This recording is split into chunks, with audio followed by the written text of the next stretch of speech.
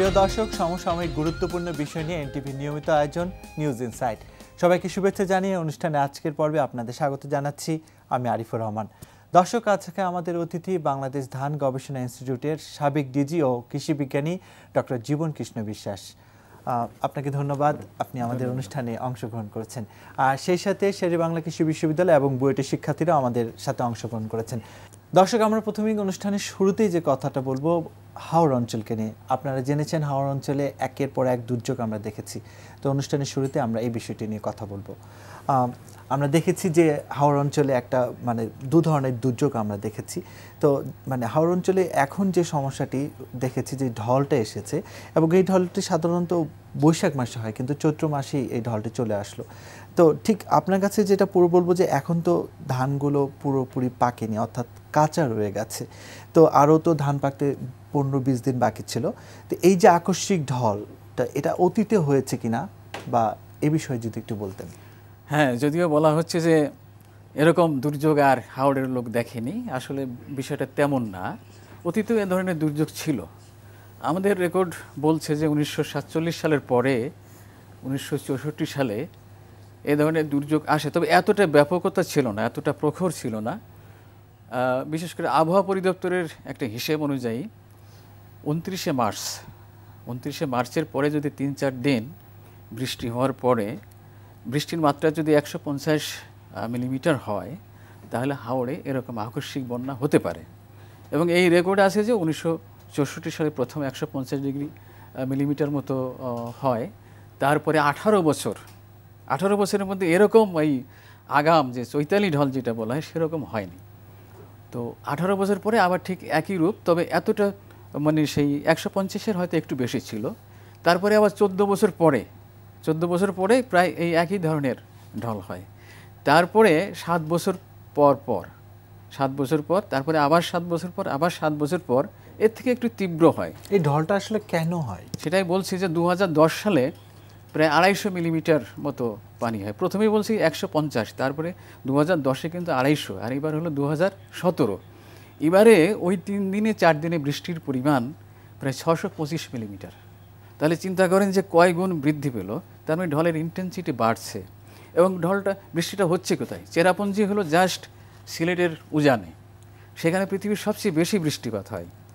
আর তারপরে হাওড়ে, যেহেতু হাওড় তার ঠিক ইমিডিয়েট নিচে, তো সেই হিসেবে বৃষ্টি যেখানে বেশি হচ্ছে সেখানেই। আর বৃষ্টির পরিমাণ যদি 625 মিলিমিটার হয় আর আকস্মিক বৃষ্টিপাত, তো সেই আকস্মিকভাবে কী পরিমাণ আপনার ঢল হতে পারে। এবং ঘটনাটা ঘটছে কখন? চৈত্র মাসের মধ্যে, 29শে এপ্রিল, চৈত্র মাসের মধ্যে। এবং সেই সময় কিন্তু কোনো ক্রমেই ধান পাকা অবস্থায় থাকার কথা না। ধান ওই সময় পাকে না, এবং যার ফলে ধানটা কাঁচা অবস্থায়, বিশেষ করে ধানটা হয়তো পুরোপুরি কোথাও পাকেনি, ধান পাকতে পাকতে চলে আসে এপ্রিলের মাঝামাঝি, ক্ষেত্র বিশেষে মে মাসের প্রথম দিকেও চলে আসতে পারে। তা আমরা এখানে যদি এপ্রিলের মাঝামাঝি ধরি, তারপরেও সেই সময় কাটার কথা, কিন্তু তার আগে 30শে মার্চ 29শে মার্চ তখন ঢলটা আসলো। সেই সময় তো কাঁচা ধানই পানির নিচে চলে গেল। তো সেই অবস্থায় যেহেতু কাঁচা ধান পানি চলে গেলেও কিন্তু ধানের আর সেই কোয়ালিটি ওই রকম বজায় থাকে না, যার ফলে যেটা ক্ষতি। আমরা এই ধানটা নিয়ে কথা বলবো। তো যখন এই আকস্মিক বৃষ্টিটা হলো, তো বৃষ্টির পরিমাণটা যেহেতু আমরা সহজেই জানতে পারলাম যে বৃষ্টি তুলনামূলক থেকে অনেক বেশি পরিমাণে বৃষ্টি হয়েছে, তো এটা তো আমাদের জন্য একটা অ্যালার্ম ছিল যে যেহেতু অধিক বৃষ্টিপাত হলো, তো এটার একটা ইফেক্ট এদিকে পড়তে পারে। তো এটা তো আমরা আগে থেকে কোনো একটা ব্যবস্থা তো গ্রহণ করতে পারতাম। তো সরকার কি কোনো ব্যবস্থা গ্রহণ করতে পারতো না? এই অধিক বৃষ্টির কারণে তো একটা ইফেক্ট হবে, সেই ইফেক্টের কারণেও তো একটা সরকার যে ব্যবস্থাটা নেয়, যে সরকারের চিন্তা থাকে যে কিভাবে পানিকে প্রতিরোধ করা যায়, বাঁধ দিয়ে হোক, নদী খনন করে হোক, এইভাবে চিন্তা ভাবনা থাকে আর কি। কিন্তু প্রকৃতি মাঝে মাঝে এত বিশালভাবে আসে যে সেটাকে আসলে প্রতিরোধ করা খুব কঠিন ব্যাপার হয়ে যায়। তার কারণে সরকার কি এটা কি চিন্তাই ছিল, আমাদের প্রকৌশলীরা কি এটা ভাবছেন যে বিগত 2010 সালে যেখানে 250 মিলিমিটার বৃষ্টি, আর 7 বছর পরে সেখানে 625 মিলিমিটার উজান থেকে পানি আসছে, এবং কি পরিমাণ চাপ, হয়তো বিলিয়ন ট্রিলিয়ন যে প্রেশার, ইঞ্জিনিয়াররা বলতে পারবে, সে প্রেশার দিয়ে আসছে, বাঁধ দিয়ে কি এইটা প্রতিরোধ করা অনেক সময় সম্ভব কিনা। চেষ্টা ছিল, কিন্তু অনেক সময় প্রকৌশলীদের ভাষ্যমতে বা সংশ্লিষ্ট বিভাগের ভাষ্যমতে মনে হয়েছে যে তারা কাজ মানে কিছু কাজ করেছে, কিছু কাজ হয়তো করতে পারে, মানে এই ধরনের একটু উদাসীনতা ছিল বড় একটুখানি হয়তো থাকতে পারে। এবং তাদের শুধু সরকারি চাকরিজীবী হিসেবে আমার দীর্ঘ জীবনে মনে করি যে সরকারি শুধু ইচ্ছা করলেই অনেক সময় অনেক কিছু করা যায় না, পারিপার্শ্বিক কিছু ব্যবস্থাও থাকে, এটা সিস্টেম, তো সিস্টেমের কোথায় যদি দুর্বল থাকে তাহলে মানে আসল সত্যিকারভাবে অনেক সময় কাজ শেষ করা হয়ে ওঠে না। হাওড়ে হয়তো 8,000 হেক্টর বা 9,000 হেক্টর জমিতে হাওড়ে ধান চাষ হয়েছে, সব জায়গায় তো ডোবেনি, কোথায় কোথায় ডুবে গেছে। তো যেখানে ডোবেনি সেখানে হয়তো কিছু পাওয়া যাবে, আর সব তো একবারে ডোবে না, হয়তো ধীরে ধীরে ডোবে। বাঁধ থাকলে এবারে প্রথমে হয়তো সেখানে প্রোটেকশন দেওয়া গেলো, বাঁধের অপর পাশে প্রোটেকশন হলো না, সেই সমস্ত ক্ষেত্রে প্রচুর ক্ষতি হয়ে যেতে পারে। আমরা এবার আমন্ত্রিত শিক্ষার্থীদের কাছে চলে যাব, আপনারা প্রশ্ন করুন। আমরা দেখতে পাচ্ছি যে হাওড় অঞ্চলে বলা আছে যে বৈশাখ মাসের ৩য় সপ্তাহের দিকে ওখানে সবসময় বন্যা হবে বা হয়, এটা বলা আছে। তো ওখানে হাওড় অঞ্চলের জন্য আমরা লং ডিউরেটেড ক্রপ যেরকম ধান, যেরকম বিরি ধান 28, 29 যেগুলো 160 দিন ডিউরেশন, আমরা কেন সেগুলোকেই পপুলার করছি? আমরা কেন এছাড়া বিরি ধান 52 যেটা 110 দিনের মতো সময় লাগে, বা আরও যেগুলো অন্যান্য লং শর্ট ডিউরেটেড যেগুলো আছে ওগুলো কেন আমরা করছি না, বা এটার প্রতি আপনাদের পদক্ষেপ কি? আচ্ছা, তোমাকে ধন্যবাদ এই প্রশ্নের জন্য। তো একটুখানি তোমার প্রশ্নে একটুখানি ভুল আছে। বিরি ধান 52 হলো আমন, রূপা আমনের ধান, ওটা কম দিনই হবে, ওটা আমনে করতে হবে। আর বিরি ধান 28 এটা স্বল্প জীবনকালীন, এটা হলো 140 দিন, যদি সাধারণ অবস্থায় লাগানো হয় 140 দিন। বিরি ধান 29 হলো 160 দিন। তো আমরা আসলে আমাদের পরামর্শ হলো হয় 140 দিনে যে ধানের জাতগুলো হয় সেগুলোই করতে হবে। আমরা বলেছি যে হাওড়ের মানুষ তারা যেন বিরি ধান 28 করে, অথবা বিরি ধান 36 করে, অথবা বিরি ধান 45 করে, তাহলে হয়তো কম দিনে করা যেতে পারে। আর 29 আমরা হাওড়ে বলিনি, কিন্তু হাওড়ের মানুষ তারা দুঃসাহসী, তারা হাওড়ে তারা মনে করে যে আমরা 29 করে, 29 ফলন বেশি। তুমি জানো যে 29-এ অন্তত 28 থেকে হেক্টরে 1 টন ফলন বেশি হয়। তারা মনে করে যে আমরা রিস্ক নেই, নো রিস্ক নো গেইন।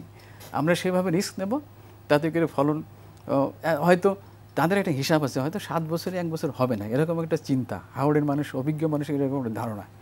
তো তারপরেও এই বিরি ধান 28 করার পরেও অনেক সময় তোমার হাওড়ে ডুবে যেতে পারে। তার কারণ হলো হাওড়ের পরিবেশটা কীরকম। হাওড়ের প্রথম দিকে ঠান্ডা, আমাদের বড় মৌসুমের প্রথম দিকে ঠান্ডা। হাওড়ের একমাত্র ফসল হলো মাঝখানে হলো মাছ, যেখানে গভীর থাকে, শুকায় না। আর যে জায়গায় শুকিয়ে যায় সে জায়গা থাকে ধান, বড় ধান।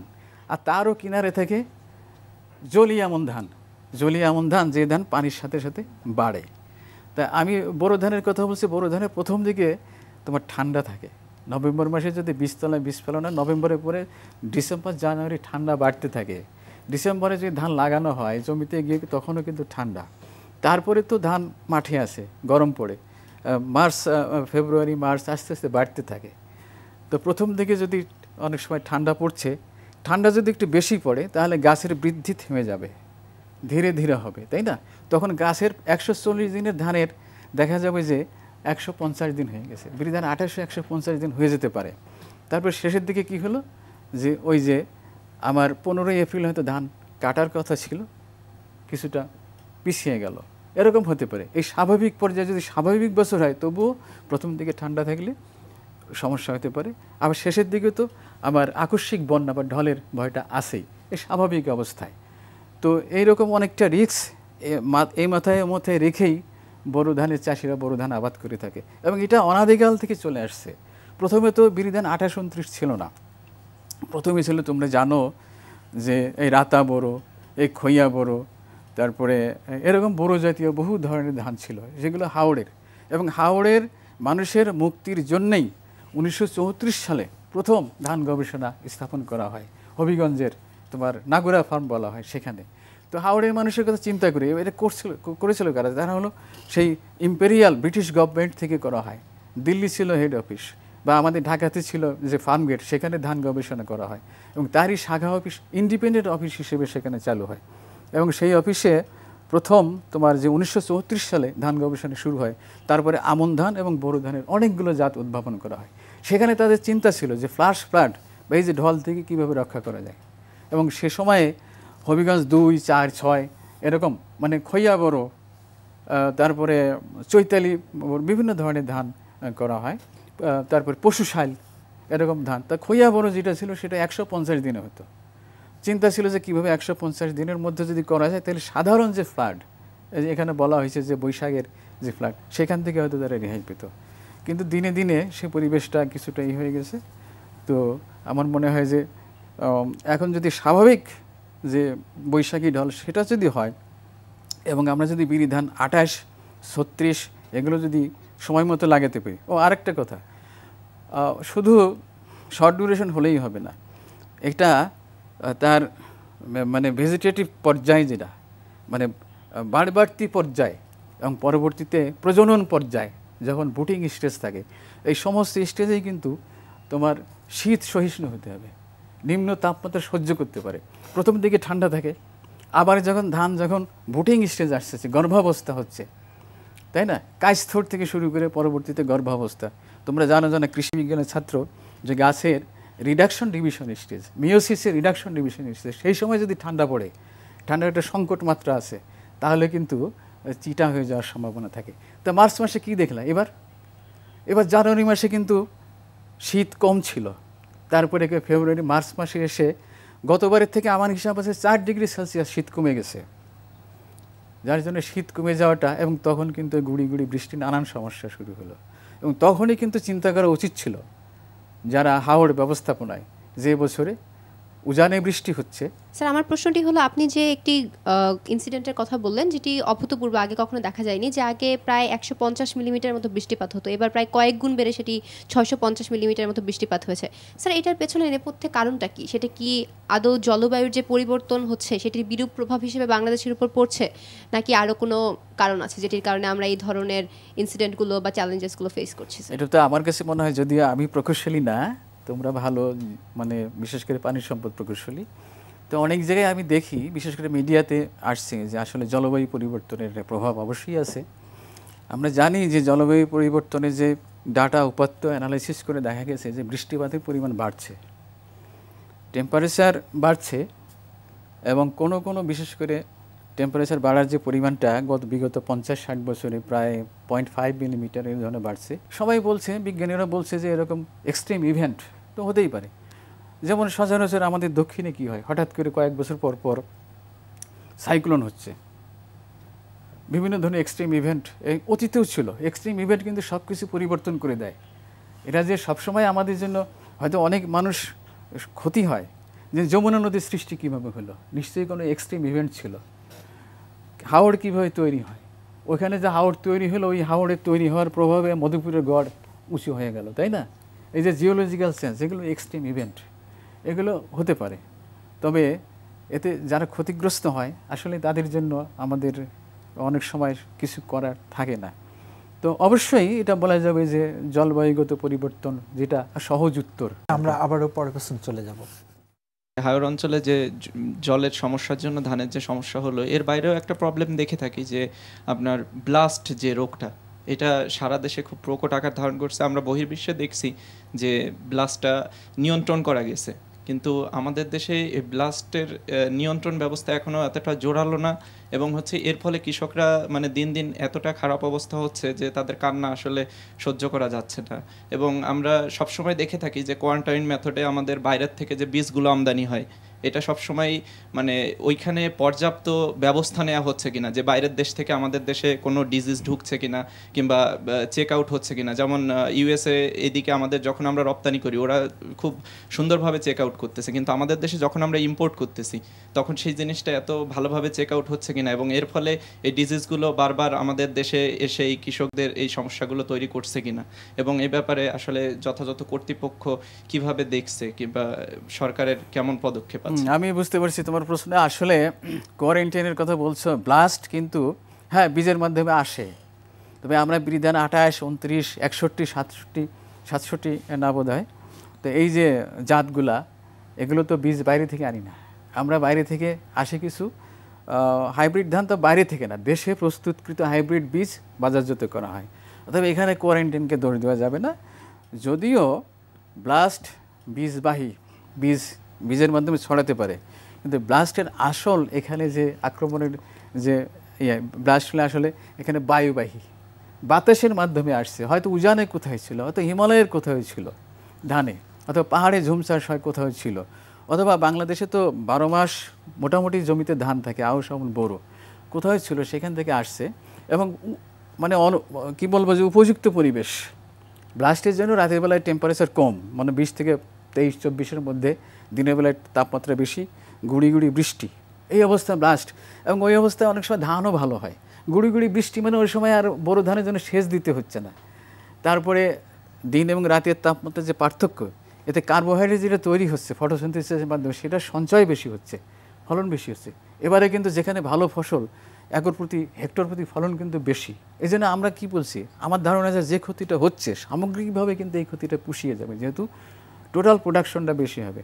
ধানের গাছও জীবন্ত, ওই যে রোগ হচ্ছে যেটা, সেটাও কিন্তু জীবন্ত। সবাই কিন্তু প্রতিযোগিতা করছে, গমেরটা ধানে হবে না, ধানেরটা গমে হবে না, এটা একেবারে এখনও পর্যন্ত প্রতিষ্ঠিত।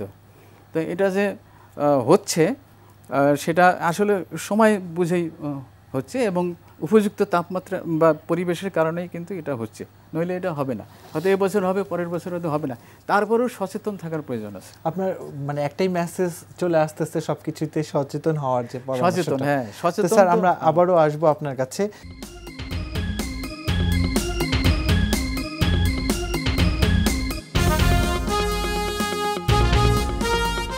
দর্শক, এখন আমরা কথা বলবো ঢল আগাম হোক আর সাধারণ হোক, এ থেকে ফসলকে কিভাবে বাঁচানো সম্ভব। তো আপনার কাছে আসলাম কারণ এই প্রশ্নটি আমার মনে হয় যে সবার কাছেই থাকে, ঢল তো হবেই, সেটা আগাম হতে পারে। তো আসলে এ থেকে ফসলকে কি বাঁচানো সম্ভব কিনা? যদি স্বাভাবিক বৈশাখী ঢল হয় তাহলে ফসলকে ইজিলি বাঁচানো সম্ভব। এখানে যেহেতু বিরিধান 28-এর কথাই যদি বলি, 140 দিনের জাত লাগানোর একটা সময় আছে, যে কার্তিকের শেষে চারা ফেলতে হবে। তারপরে হয়তো কৃষকরা সচরাচর 40-45 দিনের চারা ফেলে লাগায় জমিতে। তা আমার পরামর্শ হলো যে 40-45 দিনের চেয়ে একটু কম বয়সের চারা যদি লাগানো যায়, তারপরে এপ্রিলের 6 তারিখে আমি ধান কাটতে পারবো। 30শে এপ্রিলতে এবারের এক্সট্রিম ইভেন্ট। তারপরে চৈতালি ঢল থেকে কিন্তু বাঁচা যায় না। আসলে বৈশাখী ঢল থেকে বাঁচা গেলেও চৈতালি ঢল থেকে বাঁচা একটু কষ্ট। এই জন্যে হ্যাঁ, ভবিষ্যতে হয়তো হতে পারে। আমার একটা চিন্তা হলো যে যদি এমন জাত উদ্ভাবন করা যায়, আমাদের একটা জাত আছে বিরিধান 36, এটা কিন্তু ঠান্ডা কিছুটা হলেও সহ্য করতে পারে, কিন্তু কেন যেন কৃষকরা সেই জাতটা পছন্দ করেনি, যদিও চাউল সরু। তো আমার মনে হয় এমন কোনো জাত যদি উদ্ভাবন করা যায় যে বিরিধান 28 থেকে আরও প্রায় দিন 10 কম সময়ে হবে এবং সারা জীবন এটা ঠান্ডা সহ্য করতে পারে, মোটামুটি ঠান্ডা সহ্যক্ষম, মানে শীত যাতে সহ্য করতে পারে, এমন জাত যদি হয়, তাহলে আমার বিশ্বাস যে 25শে মার্চ যেটা, ওর মধ্যে হয়তো হারভেস্ট ভবিষ্যতে। তবে এরকম জাত উদ্ভাবন করতে আরও সময়ের প্রয়োজন হবে, প্রচুর স্টাডি করতে হবে, প্রচুর গবেষণা করতে হবে। প্রকৌশলীরা মনে করে যে নদী খনন করে কিংবা বাঁধ দিয়ে এই ঢাল মানে ঠেকানো সম্ভব। তা আপনি কি মনে করেন? যেখানে সরাসরি পাহাড় থেকে, মানে উজানে যে হিমালয়ের যে পাদদেশ থেকে যে পানি আসছে, প্রকৌশলীদের হিসাব করতে হবে যে এখানে ক্যাচমেন্ট এরিয়া কত, ওখান থেকে কী পরিমাণ পানি আসছে। অনেক সময় হিসাবে গরমিল হয়ে যাওয়া স্বাভাবিক, কারণ কে জানতো যে 625 মিলিমিটার 4-5 গুণ একদিকে বৃষ্টি একদিকে, হ্যাঁ, এটা আসলে খুব কঠিন ব্যাপার। তবে হ্যাঁ, প্রকৌশলীরা ওইভাবে চিন্তা করতে পারে, বাঁধ নয়, আমি যেটা মনে করি বাঁধ না, বাঁধ দিয়ে নয়, ব্যবস্থাপনার মাধ্যমে। হ্যাঁ, নদী খনন করে দিবে, তা নদী খনন একবার করে বসে থাকলে হবে না, নদী খনন করতে হবে, কিন্তু বাঁধ দিয়ে অনেক সময় করা যাবে না। তবে এক্সট্রিম ইভেন্ট যদি হয়, তখন আরেকটা ব্যবস্থাপনা হলে কৃষিতাত্ত্বিক ব্যবস্থাপনা নিতে হবে। অন্য কোনো ব্যবস্থা করা যায় কিনা, যে না ওই সময় যদি ধান ডুবে যায় তাহলে ধানের বিকল্প আর কি কৃষি ব্যবস্থা থাকতে পারে। হ্যাঁ, তো এই জন্য আমি বলছি যে বাঁধ চিন্তা একটু ওইভাবে সরাসরি বাঁধ দেবো এভাবে চিন্তা না করে, বিকল্প যে নদী খনন করে দিব বা পানি ক্যাচমেন্ট এরিয়া বাড়ানো হবে। বা আরেকটা জিনিস করা যেতে পারে যে গবেষণার মাধ্যমে সিমুলেশন মডেলিং করা যেতে পারে, যে কি ধরনের আমরা স্ট্যাটিস্টিক্যাল ওয়েতে ক্যালকুলেশন করে বের করতে পারি যে কত বছর পর পরে এই ইভেন্টটা হতে পারে। সম্ভাব্যতা যাচাই, প্রবাবিলিটি অ্যানালাইসিস, যে এটা কি 7 বছর পর পর হবে। একেবারে যদি পুঙ্খানুপুঙ্খরূপে মানে হয়, সুনিশ্চিতভাবে নাও বলা যায়, তবে 90% হবে নাকি কত পার্সেন্ট হবে এটা বলা যায়। তখন আমরা 7 বছর না হোক হয়তো 6 বছর এরকম গেলেই আমরা সাবধান হতে পারবো, এটা করা সম্ভব। উজানে ঢলের কথা বাদ দিলাম, তো যখনই মানে একটু ডিফারেন্ট কিছু হলো স্বাভাবিকের থেকে, তখনই তো আমাদের সরকার বা আপনারা যারা আছেন সবাইকে অ্যালার্ট করার ব্যাপারেও পদক্ষেপ নিতে পারতেন। হ্যাঁ সেটাই তো আসলে এই জন্য আবার আন্তর্দেশীয় একটা ব্যবস্থাপনার প্রয়োজন আছে। যেমন চেরাপুঞ্জিতে বৃষ্টি হচ্ছে, ভারতের সাথে একটা মানে বোঝাপড়া থাকতে হবে যে ওখানে কী পরিমাণে বৃষ্টি হচ্ছে, আমাদের ওই উপাত্ত প্রয়োজন আছে, আমাদের প্রকৌশলীরা তো বিশ্লেষণ করবে। এই সম্পর্কগুলো কি আমাদের দুর্বল আপনার কাছে কি মনে হয়? এই সম্পর্কে আমাদের আরও বেশি জোরদার করতে হবে। যেমন চীনে তিব্বতে কি পরিমাণ বৃষ্টি হয় অনেক সময় হয়তো, যদিও আমরা জানি যে আজকাল তো গুগলের মাধ্যমে সব জানা যায়, তারপরেও আমরা আসল উপাত্ত অনেক সময় পাওয়া দুষ্কর। আমরা তিব্বতের বৃষ্টিপাত জানতে হবে। আমাদের প্রকৌশলীরা যদি জানতে চায় যে পানি সম্পদ যে প্রকৌশল বিভাগ আছে ওখানে কি বৃষ্টি হচ্ছে, ওই বৃষ্টি কদিন পরে এখানে আসবে, এটা হলো সিমুলেশন মডেলিং করে ম্যাথমেটিক্যাল অ্যানালাইসিস করে জানা সম্ভব যে এখানে কবে হবে, কতটুকুন পানি হবে। তো এই ব্যাপারে আমাদের প্রকৌশলীদের আরও বেশি প্রশিক্ষিত হতে হবে। ধানের পাশাপাশি তো মাছও মারা গেছে সেখানে। বৃষ্টির পানি যথেষ্ট ঠান্ডা ছিল, ওই ঠান্ডা পানি যখন আসে, ঠান্ডা পানি ভারী, ওই পানিটা কিন্তু নিচে চলে গেল। সেই পানিতে অক্সিজেন আছে কিন্তু সেটা নিচে চলে যায়, হাওড়ের নিচে চলে গেল, কিন্তু নিচের যে অক্সিজেনবিহীন পানিটা উপরে চলে আসলো এবং ওই পানিটাই কিন্তু আশেপাশে হাওড়ে ছড়ায় গেল। যেহেতু হঠাৎ করে ঘটনাটা ঘটলো, মাছের জন্য অ্যাডজাস্ট করা, খাপ খাওয়ানো ওই কম অক্সিজেন, যেটা বলছেন যে ওই খাপ না খাওয়ার কারণে মাছের, হ্যাঁ ওই যে পানি। আপনার এই যুক্তির কি কোনো অ্যানালাইসিস কোনো আছে? মানে ঠিক আমাদের দেশে এইভাবে গবেষণা হয়নি, তবে আমি বলছি, আমি তো কিছু পড়াশোনা করার পরে আমার কাছে মনে হয়েছে। আপনার কাছে কি মনে হয় যে মাছ মারার যে ব্যাখ্যাটা সরকার দিচ্ছে এটা কি সরকার এখনো দেয়নি, একটা বিশেষ গ্রুপ তারা গবেষণা হয়তো আমাদের গণমাধ্যমে কিন্তু গণমাধ্যমে আসছে, কিন্তু তারা বলা হচ্ছে যে বিষক্রিয়া মানে পেস্টিসাইড যদি থাকে, যদি চা বাগান থেকে পেস্টিসাইড আসে, মাঠের পেস্টিসাইড হয়, তো এই বছর তো আরও ডাইলিউট হয়ে গেছে, বেশি পানি ডাইলিউট হয়ে যাবে, কিন্তু আগের বছর তো এত ডাইলিউট হয়নি, মাছ মারা যায়নি। তো আমার কাছে যেটা মনে হয় যে আসলে যে ওই যে অক্সিজেনের যে ইয়েটা, সেটা আমার কাছে মনে হয়, সেটা আমার একান্তই ব্যক্তিগত মত, আমি মৎস্য বিশেষজ্ঞ না বা পানির কোয়ালিটি বিশেষজ্ঞ না, তবে আমার কাছে মনে হয়েছে যে এরকম একটা কারণে হতে পারে। আচ্ছা, আমরা আবারও আমন্ত্রিত শিক্ষার্থীদের কাছে। প্রথমেই আমি আজকে অনুষ্ঠানের আলোচিত যে বিষয়টা মেইনলি হাওরের কৃষকের দুঃখ দুর্দশা নিয়ে আমরা কথা বলছি, তো এই ব্যাপারে আমার আপনার কাছে প্রশ্ন যে কৃষকের ধান নষ্ট হয়ে গেছে, পানি দূষণের ফলে মাছ মারা গেছে, হাঁস, মানে তাদের অর্থনৈতিক অবস্থার খুবই শোচনীয় একটা পর্যায়ে গিয়ে পৌঁছেছে। তো তাদের এই দুঃখের দিনে আমাদের কি করণীয় হবে সাধারণ মানুষের, তাদের এই সমস্যাটা সমাধানের জন্য, এবং সরকারের কি করণীয় হবে? জলীয় আমন ধান তো অনেকটা বিলুপ্ত হওয়ার পথে, তো আমরা এক কাজ করতে পারি, সেই আমন ধান যেগুলো হয়তো ওরা ওই ফসলটাকে আবার হয়তো জনপ্রিয় করার চেষ্টা করা যেতে পারে। হয়তো সমবায় ভিত্তিতে মাছ চাষের ব্যাপারে, মাছ চাষ হয়তো জলজার মাছের আবাদ, তার এরকম ভিত্তিতে হয়তো একটা ব্যবস্থা করা যেতে পারে। তো একটা কাজ করা যেতে পারে যে ওই যে ফিশারি সায়েন্টিস্টরা বলতে পারবে যে খাঁচা পদ্ধতিতে মাছের চাষ বা অনেক কিছু আছে। বাংলাদেশের দক্ষিণাঞ্চলে যে সল্ট টলারেন্সের ব্যাপার নিয়ে আমরা এগ্রিকালচারিস্টরা অনেক বেশি কথা বলি, তো ওখানে যে কৃষি চাষের একটা সমস্যা রয়েছে, ধান চাষ করা যাচ্ছে না বা কোনো ধরনের ফসলই খুব বেশি ভালো করা যাচ্ছে না, সেক্ষেত্রে আমরা ধান ছাড়াও আরও অনেক হর্টিকালচারাল ক্রপ আছে, ভেজিটেবল বা ফ্রুটস, সেগুলোর দিকে আমরা কেন এগোচ্ছি না? লবণ সহনশীল বেশ কিছু ধানের জাত, বড় বিরিধান 47, বিরিধান 61, বিরিধান 67, এরকম ধানের জাতগুলো আসছে, এগুলো হলো বড় মৌসুমের জন্য। এবং আমাদের আণবিক যে বিনা ইনস্টিটিউট অফ নিউক্লিয়ার এগ্রিকালচার থেকে তাদেরও খুব ভালো জাত আছে, বিনা 10 এরকম কিছু জাত লবণ সহনশীল জাত আছে, সেগুলো কিন্তু আসলে দক্ষিণে যাচ্ছে। এই বছরে সবচেয়ে মানে ভালো পারফরমেন্স যেটা বলা হয় বিরিধান 67, ধানটা দেখতে অবিকল 28-এর মতো, অথচ লবণ সহ্য করতে পারে। এই জাতগুলো মানে বেশ জনপ্রিয় হচ্ছে। সেই হিসেবে আমি মনে করি যে হাওড়ে ধানের সম্ভাবনা আছে। আর তুমি বলছো হর্টিকালচারাল ক্রপ, কৃষি গবেষণাতে এ নিয়ে বহু কাজ করছে, লবণ সহনশীল অনেক জাত তারা ডেভেলপ করছে, ফসল লবণ সহনশীল গমও আসছে, তো সেগুলো নিয়ে তারা কাজ করছে। আর আরেকটা ব্যাপার আমাদের মিস হয়ে গেছে যে তুমি বলছো যে পানি সহনশীল হাওড়ের জন্য কোনো জাত করা যায় কিনা। পানি সহনশীল হাওড়ের কিনার দিয়ে যে ডিপ ওয়াটার রাইস, পানি বাড়ার সাথে সাথে বাড়তে থাকে একটা নির্দিষ্ট সীমা পর্যন্ত, কিন্তু এখন যে অসুবিধাটা, এখন তো রাস্তাঘাট হচ্ছে ক্রিস ক্রস, যদিও পানি সহনশীল, পানির সাথে বাড়ে, তার মানে কি পানি আস্তে আস্তে আসবে ও বাড়তে থাকবে, কিন্তু এখন যে রাস্তা পানি হয়তো আটকা আছে, হঠাৎ করে রাস্তা ভেঙে পানি এসে ধানটা ডুবে গেল। এটা ডিপ ওয়াটার রাইস বা জলীয় আমদানির জন্য একটু সমস্যা।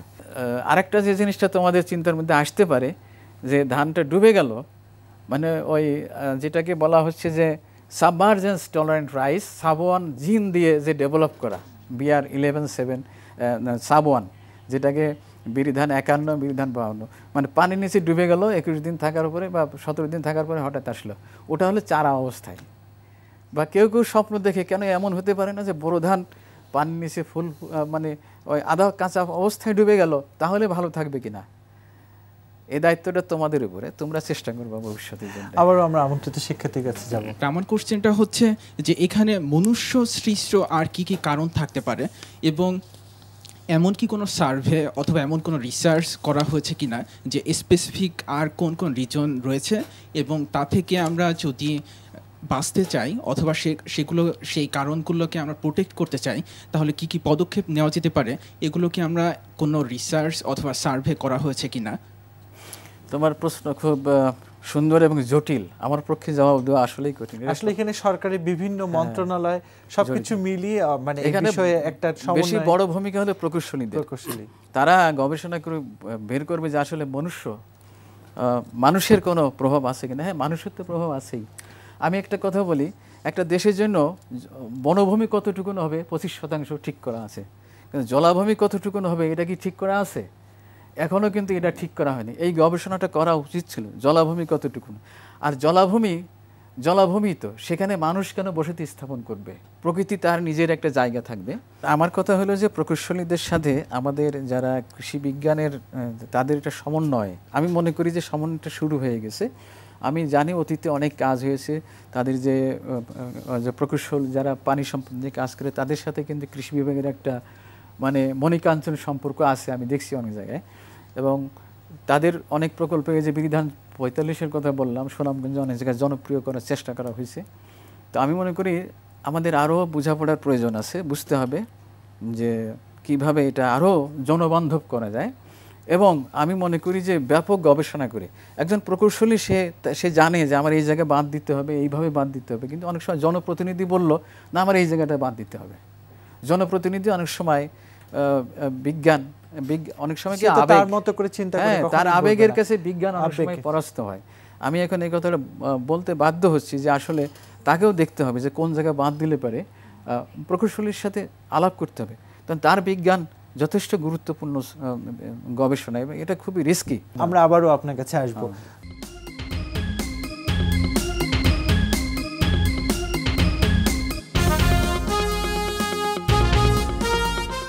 দর্শক, এখন আমরা কথা বলবো হাওড়ে যে ফসল নষ্ট হলে এটাতে কৃষকও ক্ষতিগ্রস্ত হলো, তো এই ক্ষেত্রে সরকারের এই কৃষকদেরকে নিয়ে কোনো পরিকল্পনা আছে কিনা সে বিষয় নিয়ে কথা বলবো।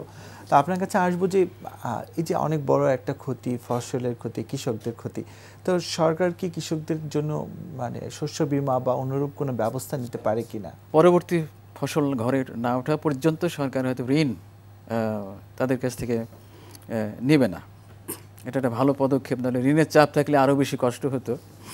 তবে আমার কাছে মনে হয় পৃথিবীর বিভিন্ন দেশে ক্রপ ইন্স্যুরেন্স বা শস্য বীমা একটা ব্যবস্থা আছে।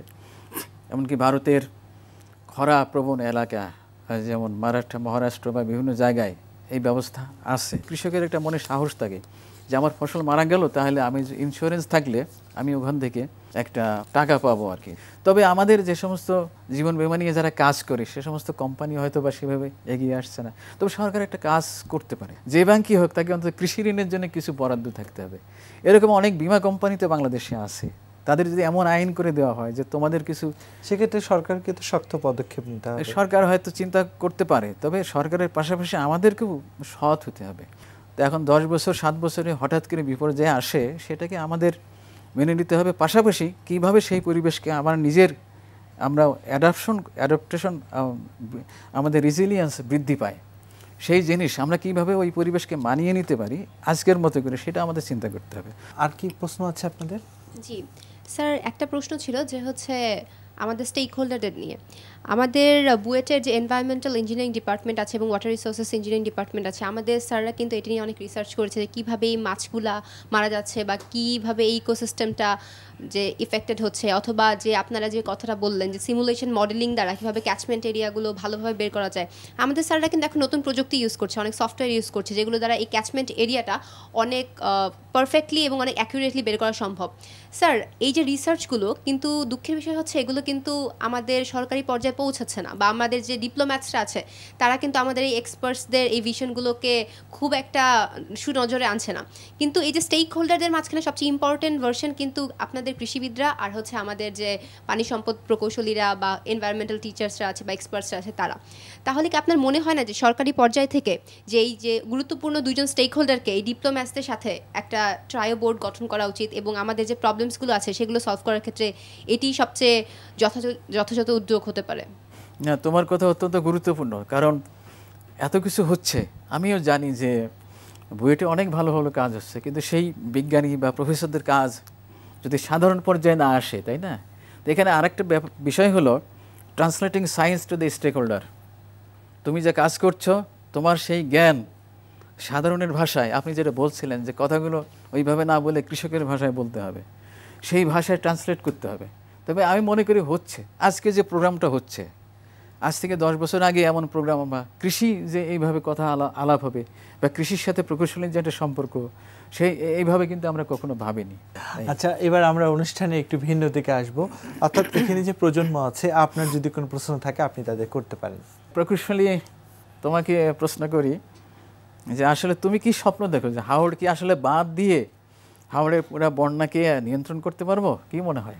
আমাদের দেশটা যেহেতু অতটা ডেভেলপ না, অ্যাকচুয়ালি এখনও স্টিল আমরা হচ্ছে ডেভেলপিং কান্ট্রি, সো আমাদের এই ক্ষেত্রে আমরা বাঁধ দিলেও সেটা আমরা কতটা কার্যকরভাবে দিতে পারবো, প্লাস হচ্ছে আমাদের যে মাঠ পর্যায়ে যে বিভিন্ন উইকনেসগুলো রয়েছে, সো আমরা যদি নতুন প্রযুক্তি আনতে চাই এক্ষেত্রে, যে নতুন প্রযুক্তির মাধ্যমে আমরা ইফেক্টিভ বাঁধ তৈরি করব, কিন্তু সেটা তৈরি করতেও অ্যাকচুয়ালি আমাদের মনে হয় আরও অনেক সময়ের দরকার এবং আরও অনেক ডেভেলপমেন্ট দরকার বিভিন্ন সেক্টরে, এবং সমন্বয় দরকার। এই জন্য আমার মনে হয় যে লাক্সই প্রযুক্তি উদ্ভাবনের জন্য গবেষণা জোরদার করতে হবে।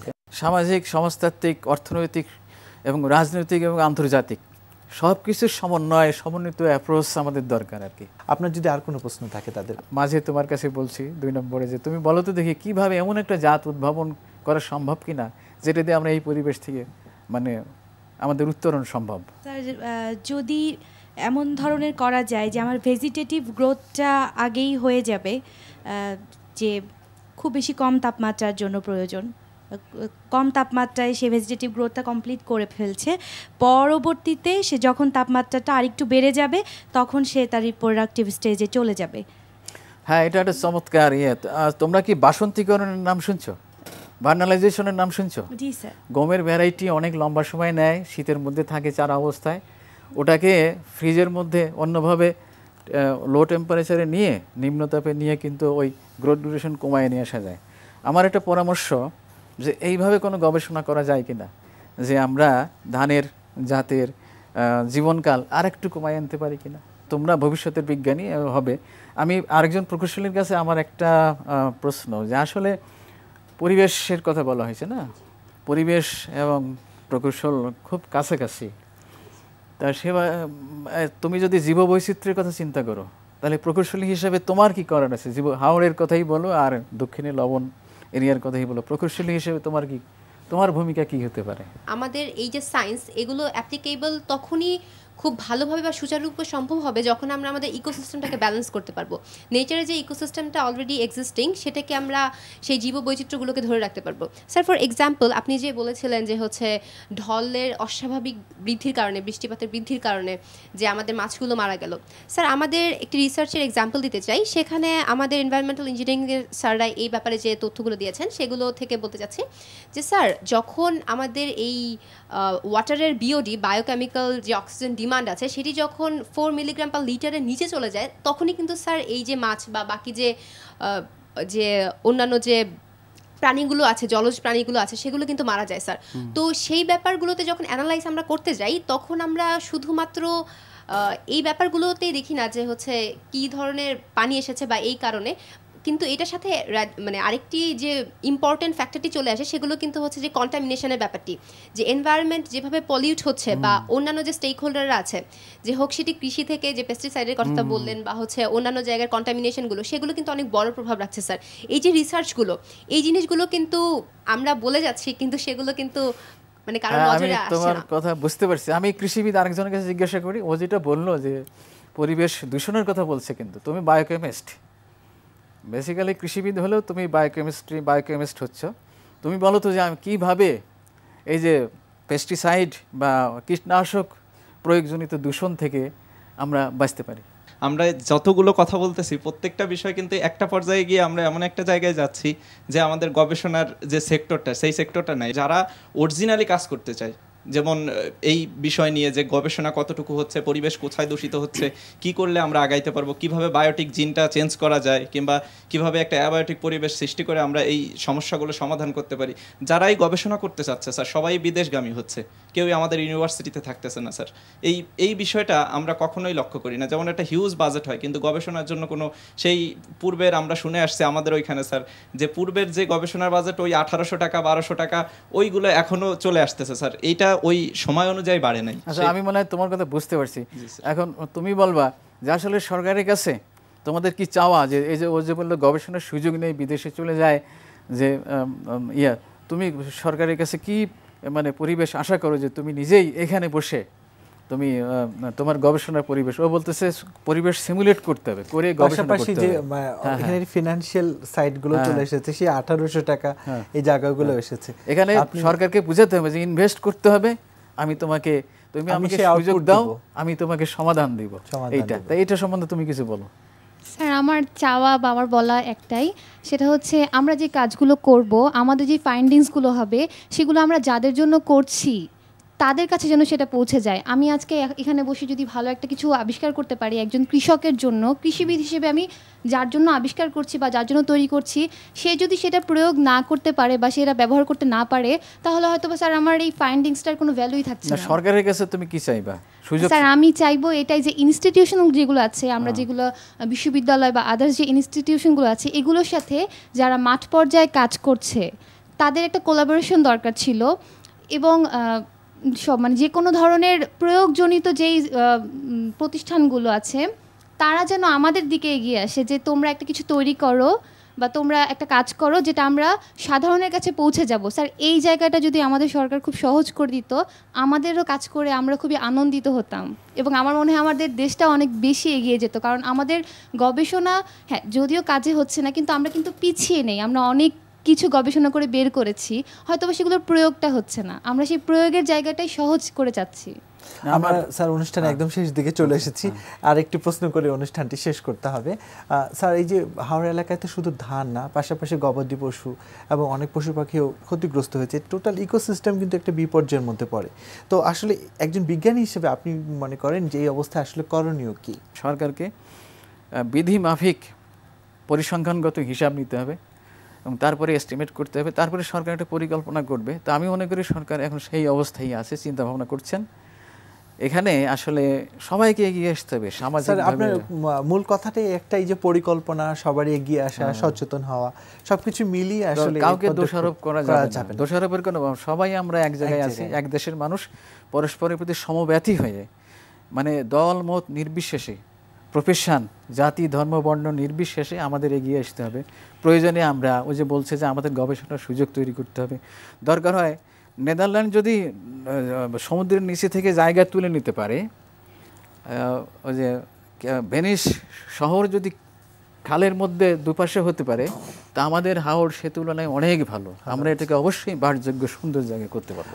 আপনাকে ধন্যবাদ আমাদের অনুষ্ঠানে যোগদানের জন্য, সেই সাথে ধন্যবাদ আমন্ত্রিত শিক্ষার্থীদেরও।